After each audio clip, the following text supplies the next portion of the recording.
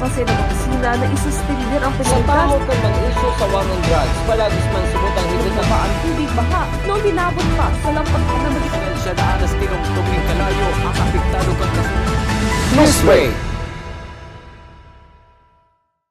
Sa headlines kan mga barata, kalbaryo kan mga motoristang nagaagi sa Andaya Highway, inaasikaso na kan mga ahensya kang gobyerno. Duwang economic enterprise kang LGU Naga may marhay na income ngunya na taon. Kafgo, sinaksak kang kapwa Kafgo sa Christmas party sa Bato, Camarines Sur. Naga College Foundation Junior Cubs, champion sa Bukal Season 6. Diyos marhay na banggi. Ako si Antoinette Eduardo, ang sa indong tagapagatod, Bareta. Sinisibot na ngunyan ang mga ahensya kan gobyerno na aksyonan ang halabang pila asin halawig na oras kan mga motorista sa Andaya Highway. Huli kan makuring kamugtakan kan tinampo. Dugang paan pagtupag kan daga matapos an pag-uuran asin bagyong Christine. Aramon taan kompletong detalye sa report ni Melvin Machado. Sa advisory na pinagpaluwas kang DPWH Bicol, pinapapundo na kaini ang anuman na proyekto sa kalabaan kan National Highway sa Lupi, Camarines Sur matapos sa magkaigwanin mga pagtupag sa gilid kang tinampo sa parte kang Barangay Kabutagan huli kang sigidong pag-uuran asin epekto pa kang nakalihis na bagyong Christine. Nakatalaan man subot magbugtak ning still sheet driving asin pagtambak ning daga para magkaigwan ning two-lane traffic. Inibilang solusyon sa reklamo kan mga biyahero sa halawig na oras na pagkakaabala sa Andaya Highway. Maging si Camarines Sur 2nd District Congressman El Rey Villaferte ang may laklang naman na pinagigibo sa social media post kang kongresista. Nakaulay naman subot niya si DPWH Secretary Manny Bonoan kung sain hinahagad ang hidalian na aksyon para day magtupag o magkulaps ang tinampo na pwedeng maprakasar ang biyahe pasiring sa Visayas asin Mindanao urog na si mga nagaagi sa Andaya Highway. Kasudma, nagdeploy naman kang sa edang mga tauhan ang Land Transportation Office para magtabang sa pagmanihar kan bulos kan trapiko. Isinabay naman ang pagtaoning citation ticket sa mga motoristang nagka-counterflow na saro pa sa kausa kan magabat na bulos kan trapiko sa nasabing rota. Ang problema sa Rolando Andaya Highway ang pinagmomonitor naman ka mga opisyal kang gobyerno sa lado nasyonal. Para sa One Media TV 48 Naga, Melvin Machado, Newsbreak. Mientras tanto, tulos man idineploy ni Police Brigadier General Andre Perez Dizon ang dakol na pulis sa mga lugar na may magabat na bulos kan trapiko urog na sa mga intersection sa Andaya Highway. Nagbugtak man in dakulang signage sa parte kan Sipokot, Camarines Sur para abisuhan ang mga motorista na maagi sa parte kan Lupi asin Ragay, Camarines Sur. Nagkukondusir naman in Traffic Direction Control and Regional Highway Patrol Unit 5 sa Andaya Highway. Sa kasumpay na Bareta, personal man na pinagbisita ni Camarines Sur Police Provincial Director Police Colonel Virgilio Olalia Jr. ang kamugtakan sa Andaya Highway kung saan yaon naman ang mga ekipahe kan DPWH na nagbubugtak nin daga asin steel sheet pile driving para dai magkaigwanin pagtupag kan daga asin maging two-way lane ang naagihan kan mga motorista. Sa iba pang Bareta, duwang economic enterprise kan lokal na gobyerno kanaga may positibong ingreso sa pagtapos kan taon 2024. Ang kumpletong detalye sa report ni Christine Reyes.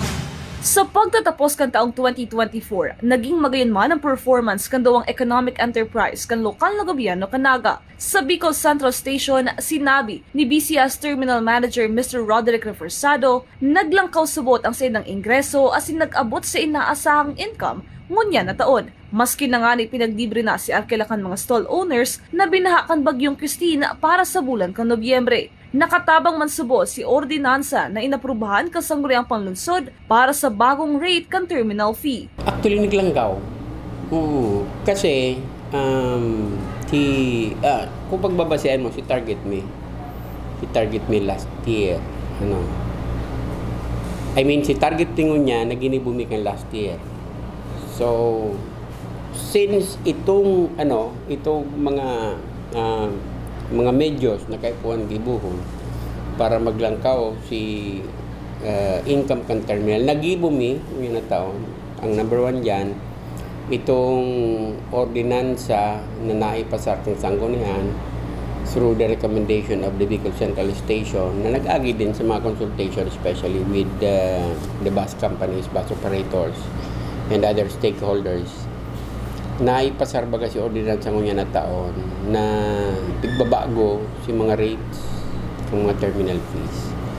So, gusto mo sabihin, dahil na-approve ito ngunyan, si Samoy ang naging income ngunyan, nag-go beyond the target.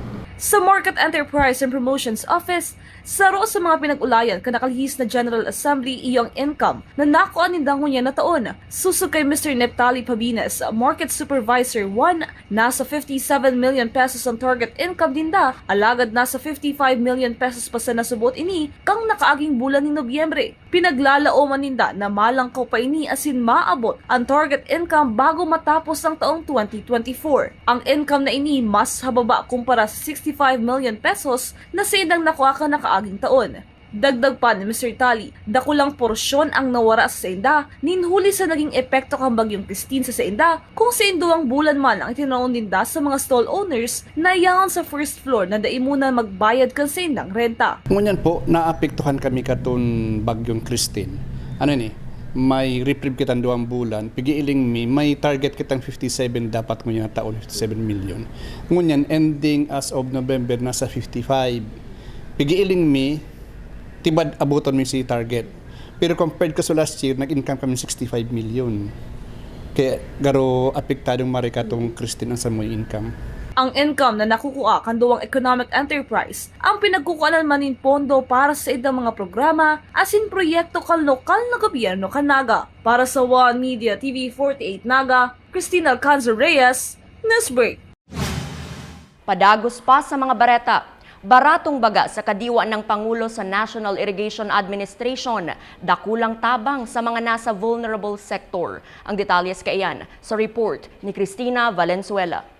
Tulong beses nang nakabakalin baratong baga si Nanay Mirna Peña Florida kan Ocampo Camarines Sur at si Nanay Lorena Alvaro kan Concepcion Pequeña nin 29 pesos na bagas kan Nia Bicol. Dakulaon ang natitipid ni Nanay Lorena sa programa kan kadiwa ng Pangulo sa Nia Bicol. Huli taan presyo kan 1 kilo sa merkado, katumbas kan 2 kilong bagas na pinapabakal kan Nia. Yes, instead na magbakal kami ng 2 kilos, digdi sa kadiwa, equivalent na 2 kilo. So, nag-extending mga 2 days ang consume, imbes na makonsume ng 1 day, naging 2 days or 3 kasi tulo lang kami sa harong. Para kay Nanay Mirna, dakulaon na tabang ang magkaugwaning 29 pesos na kilo ni bagas na pinapabakal kaniya.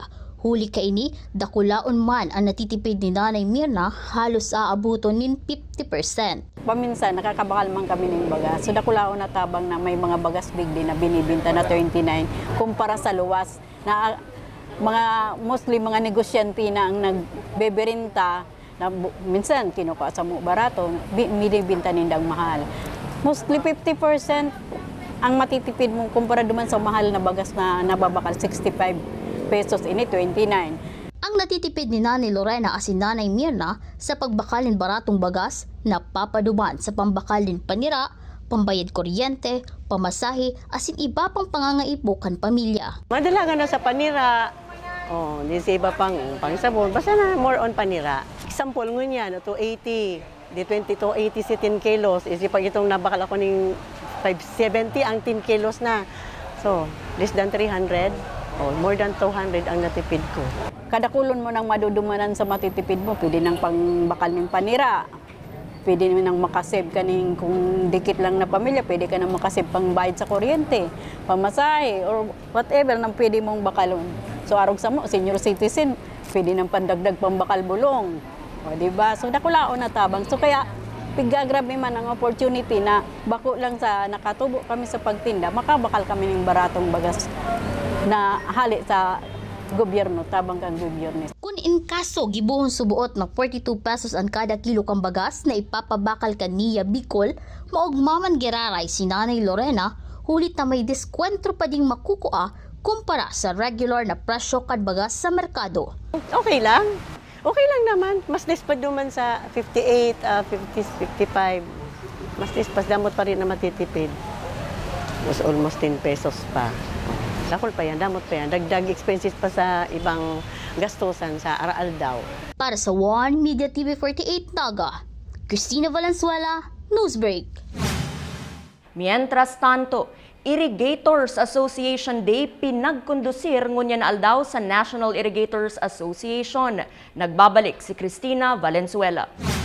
Pinagkondusir ngunya na aldaw kaniya Bicol ang Irrigators Association Day, kung saan tinipon ang mga Irrigators Association halit sa malaylay na probinsya sa Bicol. Kung saan tampok ang Farmers Congress para matauan ng recognition ang mga Irrigators Association sa gabos na programa na si Indang Ginibo. Susog kay Mr. Zazi Lactao, Federation President kan Sorsogon Irrigators Association, magayon si naging resulta kan contract farming, hulit na sindaan pinaka-enot na cluster kan Sorsogon. Asin na itatao kan Sorsogon Irrigators Association ang magayon na kalidad na bagas. Kung dati limitado sa 29 hectares ang nasa contract farming, ngunyan aabuto na ining lampas 100 hectares ang iko-kontrata kan Sorsogon Association. Inaasahan ni Mr. Zazi na sa masunod na taon, madakol ang malaog sa contract farming. Maganda po yung naging resulta dahil kami ang pilot class ng Sorsogon cluster dun sa contract farming. Tatlo yung nabiyayaan dun sa aming sa Bulan, Sorsogon. Isa yung John Peter, isa yung Akilala, IE Irrigators Associations, isa yung Lapapara Irrigators Association na tumikilik sa contract farming. Naibibigay natin yung magandang bigas na yun nga, nasa 29 dun sa mga beneficiary natin, mga 40, single parent, sa PWD, senior citizen. Saka sa vulnerable naman, may 35 pesos tayo. Siguro sa 29, 10 kilos lang unlimited na pwede ibigay sa na-beneficyo noon. Sa 35 naman, 5 kilos. Basta may present nila yung mga ID nila. Sa lado ni Sir Daniel Estrella, ang Regional Chairman kan Irrigators Association Region 5, ugwang 2,000 na mga miyembros kan Paraoma sa Camarines Norte. Alagad sa Ruan Probinsya kan Camarines Norte ang di pa nakakalaog sa contract farming. Susog ki Sir Daniel Estrella, nasa proseso pa kan cropping system ang probinsya. Siniguro kainin na sa maabot na taon, makakalaog na ang Camarines Norte sa contract farming. Bali sa Camarines Norte, ang member ko ay almost mga 2,000 farmers. Ang area namin ay inaabot doon. Sa akin lang, sa national, 3,000 plus. Hindi ko makuha yung exact kuhan yan ng area ng Camarines Norte. At the same time, kahit nga palagi tayong binabaha, nandiyan pa rin ang serbisyo ng mga magsasaka. Bali sa amin, nagkaroon kami ng per IA namin, pinag-cluster 100 hectares per IA. So sa ngayon, sa national system, mayroon akong hawak na 10 Irrigators Association. So ibig sabihin, mga more or less, mga 400 hectares ang maipapasok namin sa contract farming. Para sa One Media TV 48 Naga, Cristina Valenzuela, Newsbreak. Sa iba pang bareta, sa Pinagibong Irrigators Association Congress, pinag-iingganyarman si mga Irrigator Association na magtanom nin gulayon sa saindang mga lugar. Isinabay naman digdian pagtaunin onra sa may marhay na performance sa contract farming. Urog na si may pinakadakol na naani. Nagmarahay po ang NIA Region 5 na magsagibo po ng IA Day. Although po, igwaning recognition na ginigibo na din kita during the anniversary celebration. Pero ini po, pinag-imbitaran ta si mga nagkakaperang mga Irrigators Association sa bilog na Bicol Region. Tangani pong tawan po sindaning recognition, duman po sa may pinakamagayon na display ng gulayamanan, sa mga programa po kang NIA na kung saan pinag-encourage mi po itong mga parauma na magtanom ng mga itong mga vegetables po sa haranikan mga irrigation systems ta. And igwa din po kita katong si mga naglaog duman sa contract farming ta na may mga manggagayo na performances And araw po ka itong mga most compliant irrigators associations. We also have ito pong mga pinakadakulang yield or pinakadakul na naani. Sa pagbabalikan news break, Balay Silangan Reformation Center sa Camarines Sur, kumpleto na. Iyan as in iba pang mga bareta sa pagbuelta kan One Media TV48 Naga News Break. Number 3 ng Naga City Police Office. Man pinagsubo kasi ng opisina na isuspender ang Sa pinagdas tao kang mag-issue sa war on drugs, palagis man subutang higit na ang tubig baha noong dinabot pa sa lampag na magiging Siya na anas tinong tuming kalayo ang apektado kang Newsbreak. We invest in shaping the future of healthcare. Our investment in the state-of-the-art facilities and the latest equipment means our students gain hands-on experience with the current technology driving the healthcare industry forward. From immersive laboratories to AI-powered patient model simulators to innovative learning environments, our graduates are prepared to meet the challenges of modern healthcare. The Naga College Foundation, College of Health Sciences, your premier leap to becoming a champion of healthcare. Hello, NCF! Welcome to the Naga College Foundation Incorporated. Where academic excellence meets limitless opportunities. Welcome to the home of the champions. Join us as we leap into the future.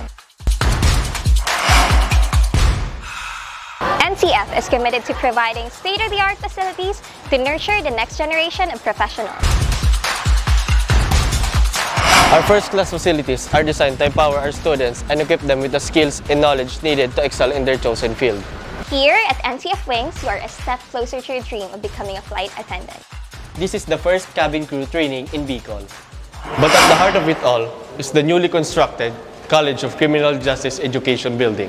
The Naga College Foundation Incorporated is one of the 10 schools in the Philippines recognized by the Commission on Higher Education as the Center of Development in Criminology. Our classrooms are designed to facilitate interactive learning, Strategically designed to support collaborative discussion and critical thinking.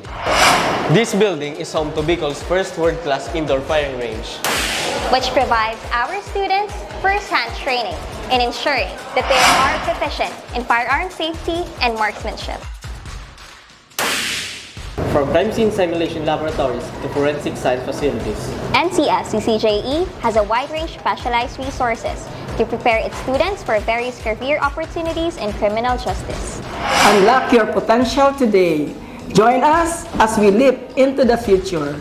Join the Naga College Foundation College of Criminal Justice Education.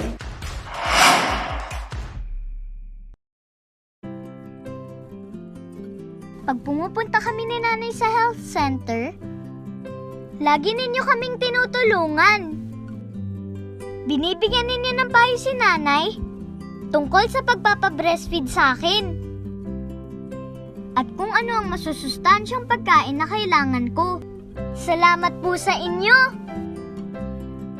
Buti na lang po, nandyan kayo!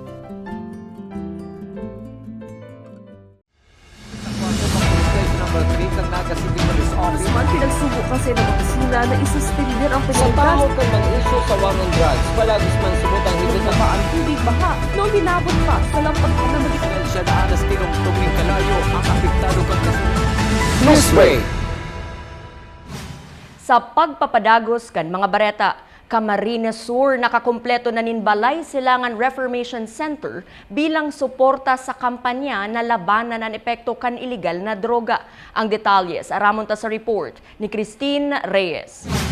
Kompleto na ang 37 balay silangan sa probinsya kang Camarines Sur matapos ang pinagibang launching kang pinakahuling balay silangan sa syudad din Iriga. Ang programang ini kang gobyerno nasyonal sarong tabang sa mga personang dating naimbuwelto sa illegal na droga na gusto lang magbago asin matawan na ning oportunidad na makanood ng ibang life skills na pwede nilang magamit sa pagbabagong buhay. Epektibo man ang pagkakaigwa kang balay silangan sa mga banwaan kang Camarines Sur. Susog Kipideya Camarines Sur Provincial Officer Mr. Mark Viraya, kaiba na ng TESDA, DTI asin iba pang ahensya kang gobyerno sa pagtauning tabang sa dating naiinvolto sa illegal na droga para makahanap ng legal asin tultol na trabaho. Mayorya man subot sa mga naghali sa balay silangan ang naglilikay ng maimbweltong iraray sa illegal na droga. The completion of the Balay Silangan in the province of Camarines Sur, actually this is a 37 Balay Silangan in the province. So this has a huge impact in our vision for a drug-cleared province of Camarines Sur. Kasi as we all know that the establishment of Balay Silangan, this is a prerequisite for being a drug-cleared municipalities. Sa Balay Silangan, pinag-aakomodar ang mga nagpapabakaling droga. Suway man sinda sa mga nagagamit kaini. Sarong proseso subot ini para mahali ang paghiling kang publiko sa sainda na mayo ng pag-asang magbago. Padagos man ang monitoring kang PIDEA Camarines Sur, katuwang ang Department of Social Welfare and Development sa sitwasyon kang mga individual na yaon sa loob kang Balay Silangan. Tulong bulan nagtitinir sa Balay Silangan ang mga nasabing individual.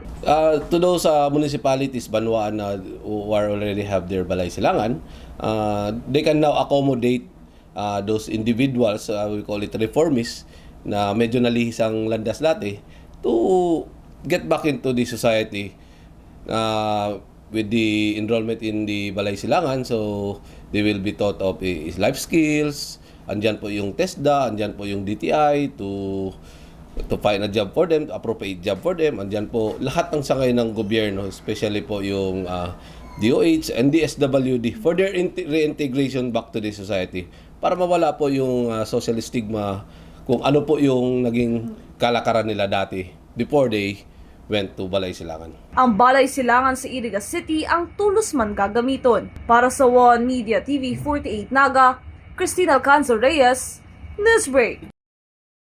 Mientras tanto, doble ang monitoring ngunyan kan Philippine Drug Enforcement Agency Camarines Sur, katuwang ang iba pang law enforcement agency para sa paabuto na Pasko asin bagong taon. Susog sa pamayukan PIDEA Camarines Sur na si Mr. Mark Veray, daisinda nagpupundo sa paglaban kontra sa iligal na droga. Inibilang pagprotehir sa publiko na daimaingganyar na maimbuelto sa iligal na aktibidad. Yun po yung ano namin, sa amin po law enforcement, kasama yung PNP and other law enforcement unit. Pagdating sa mga ganitong okasyon, hindi po kami nasa bahay, nasa lansangan po kami to continue monitor. This is what we were paid for by the government. Alam naman po namin ang risk and alam po namin yung kung ano po yung pinasok namin sa trabaho. Well, rest assured po the people of Camarines Sur na during the Lenten season, andyan po ang inyong kapulisan, andyan po ang inyong PIDEA to protect you from the harmful and illegal effects of illegal drugs.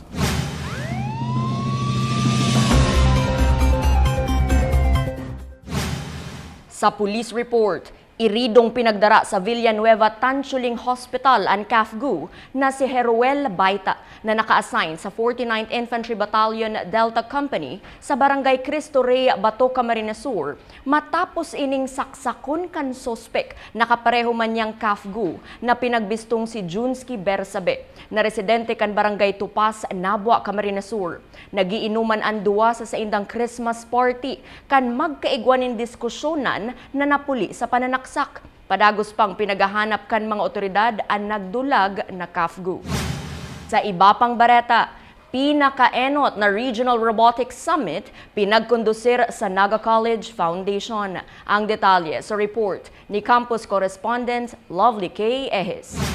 Sa pagtiripon kan mga eksperto sa teknolohiya hali sa bilog na nasyon, ipinahiling ang futuro kan robotics as in artificial intelligence. Ang nasabing summit nagtataunin makabagong presentasyon as in nakakapukaw ng mga diskusyon kung paano binabago kan robotics ang mga industriya as in ang satong pang-araw-aldaw na buhay. Susog sa NCF Robotics Consultant na si Mr. Joselito June Ocol, obheto kan programa ang matukduan ng mga estudyante sa pagpauswag kan sa indang kaaraman as in pag-andam pag-abot sa robotics. Dagdag pa niya, bako lang ini ang Robotics Summit na sa indang gigibuhon. So next year, we'll be expecting more. We're gonna have regional robotics summit, or regional robotics competition, and a regional challenges for college. Because this one, the summit, is just for basic education.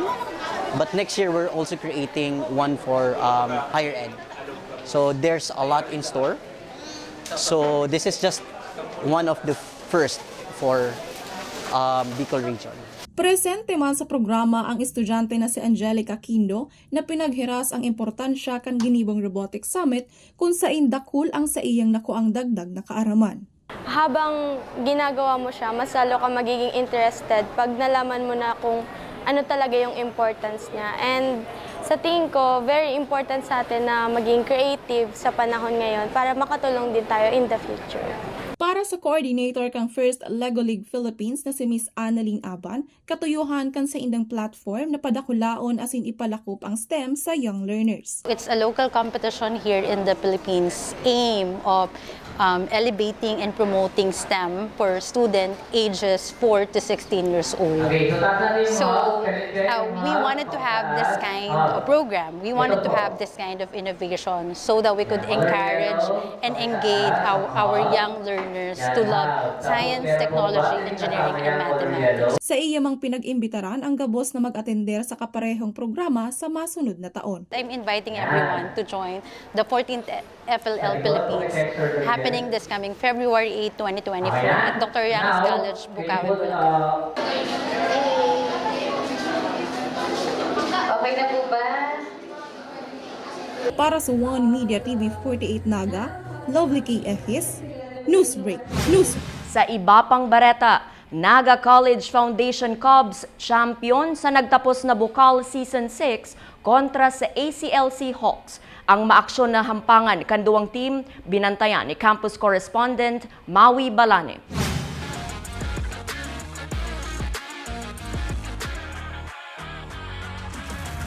Redemption season matapos ganahon kang Naga College Foundation Cubs ang laban para sa ultimong onra kan Bukal Season 6. Hali sa pwestong first runner-up kang nakaaging Season 5 ang Cubs kung kaya mas naging pahasinda para sa championship. Puon pa lang kang laban, mahihiling na kung gaano kaigot ang Cubs na maiuli ang tropeyo kung sain halos gabos nag-step up para sa indang makuha ang kampyonato. Tinuldukan kang Cubs ang laban sa score na 58-71. Naging all-out man ang performance kan finals MVP na si John Benedict Borromeo ninhulit na last playing year niya na sa Juniors Division. Nagpapasalamat man subuot siya sa mayong sawang suporta kang NCF community sa saindang team. Bilang po sa last playing year ko, binubuhos ko po lahat ng makakaya ko at makakaya namin lahat. And sa mga coaches po, sa last playing year ko po dito sa Bukal Season 6, nagpapasalamat po ako sa NCF community na walang sawang pagsuporta. Diyos mabalos po sa Indoga, boss. Salamat sa Diyos. Sigun ki Denver Jade Guarin, power forward kang ACLC Hawks as in defensive player of the season. Nagpapasalamat siya sa oportunidad na natao sa iya as in sa saindang team, dawa da ininda ginana ang championship. First of all po, gusto ko pasalamatan po ang aming owner po, si Sir Adrian Lita. Kay Coach JP, nagkaroon po ako ng opportunity na makapag-draw dito sa Bukal Season 6. So sa mga teammates ko, even though duman kami sa mga ups and downs, pero andun pa rin kami. Ang tibay asin higos kan mga atleta, dai maininigar na inihuli sa pagiya kan sa indang mentor, arog na lang kang coach na si Alwin Margalio. Ay, lang motivation ko lang naman sa kanila. Sabi ko sa kanila, yung mga graduating players, ibuhos na lahat talaga. So wala lang ititira. Sabi ko, wala lang bukas to. Kasi sabi ko, game 3. So sabi ko, nothing to lose, di ba? Kung ibibigay mo lahat ng effort mo. So yun na, nagbunga lahat ng effort namin. Nagkinapan namin ng 2 days ensayo. So, sabi sa nila, ipanalo natin para magandang Christmas natin at bagong taon. Yun lang sinabi sa nila.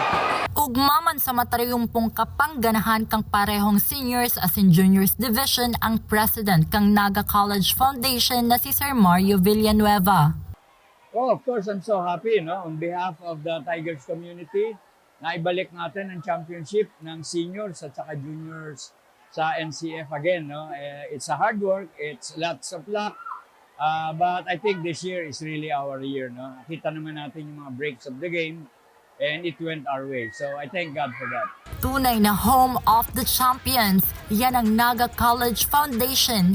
Bida na sa akademya sa sports, nagdodominar pa. Para sa One Media TV 48 Naga, Maui Balane, Newsbreak. Mientras tanto, Parehong nagpahiling nin respeto sa lambang saro ang Naga College Foundation as in Ateneo de Naga University matapos ang makapugol hinangos na laban kan sa indang basketball team kan nakalihis na aldaw. Kung sain ginana kan NCF Tigers ang championship sa Seniors Division kontra sa Ateneo de Naga Golden Knights. Ang 4 pillars kan Ateneo de Naga University ang pinailawan nin kulay green na iyuan kolor kan NCF Tigers. Bilang pagpahiling kan sa indang pag-omawa sa indang kapangganahan. Ang Melchor T. Villanueva Building as an administrative building kan Naga College Foundation ang pinag-ilawan manin kulay asul na iyuan kolor kan Ateneo de Naga University bilang simbag sa sportsmanship na pinaghiling subuot kan Golden Knights asin pagpapahiling man kan NCF administration kan mas pagpapararom kan pagkakaamiguhan sa ngaran nin edukasyon as in sports. Mga tugang anum na aldaw na sana, Pasko na. Ang Christmas countdown na inihatod sa Indo kan Naga College Foundation Home of the Champions, Leap into the Future. Asin yan ang mga bidang baretang nakalap kan mas pinakusog na puwersa kan One Media, TV48 Naga News and Bicol Affairs. Day malingaw na i-follow ang Samuyang official Facebook page, asin i-hit ang subscribe button sa Samuyang official YouTube channel. One Media, TV48 Naga, tanganing updated kita sa mga bareta asin istoryang bida. An Bicolano. Ako si Antoinette Eduardo, asin ini, an One Media, TV48 Naga, Newsbreak. Number 3 ng Naga City Police Office. Pinagsubo kasi ng opisina na isuspender ang Sa pinagkas. tao kang mag-issue sa war on drugs, palagis man subot ang higit na Ang tubig baha, noong binabot pa sa lampag na magitan. siya na anas tinong kalayo ang apektado kang kasunod. Newsbreak! Flight attendants, prepare for takeoff, please.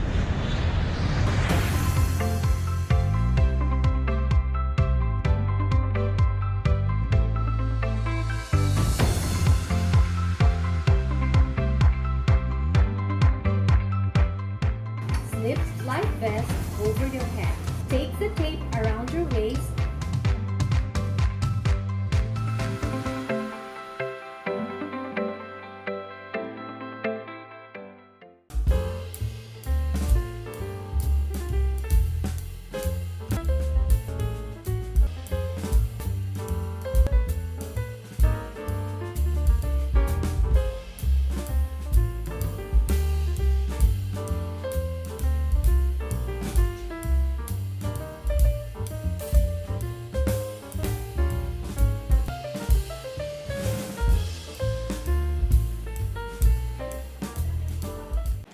Mga ka-One Media, hindi po biro ang dilubyong pinagdaanan ng ating mga kababayan dito sa Bicol dahil sa Bagyong Christine. Kung kaya't hindi rin basta-basta ang daang aming tatahakin para kami ay tuluyang makabangon muli. Bagamat kami po ni James ay isa rin sa mga lubhang naapektuhan ng pagbaha, sa gabay ng Panginoon at ni Inang Peña Francia ay mayroon pa rin po kaming lakas na makiisa sa mga recovery efforts para sa aming mga kababayan. At ngayon, katuwang ang One Media TV48 Naga, Naga College Foundation at aming mga partners ay inaanyayahan din po namin kayong samahan kaming gawing masaya at makabuluhan pa rin ang Pasko para sa mga Bicolano. Ang aming One Love, One Media Outreach Program ngayong taon ay naglalayong makapagbigay ng free medical check-up, libreng gamot, mainit na pagkain, munting pamasko at Noche Buena package. Sama-sama po nating hatiran ng ngiti at pag-asa ang mga biktima ng Bagyong Christine ngayong Pasko. One Love, One Media, sama-sama sa Paskong may siya at pag-asa. Para po sa mga katanungan, sponsorships at donations, kontakin lang ang mga numero at email na nasa inyong mga screens. Maligayang Pasko po mula sa One Media TV48 Naga at Naga College Foundation.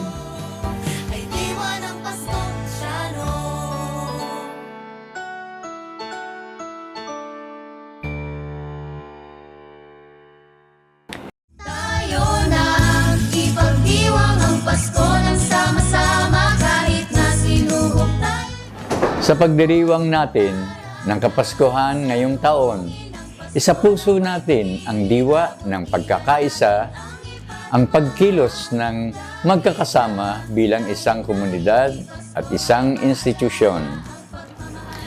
Ang Pasko ay panahon ng pagtutulungan kung saan wala dapat maiiwan at ang bawat isa ay bahagi ng pagbangon at tagumpay. May this season inspire each and every Tiger to reach out to those in need, extend our blessings, and build a stronger NCF community and beyond. Together, let us move forward with a commitment that no one will be left behind. Let us ensure that every Enciano, Nagueño, and Bicolano is valued and uplifted. Maligayang Pasko at manigong bagong taon sa ating lahat. Paskong may pagkakaisa.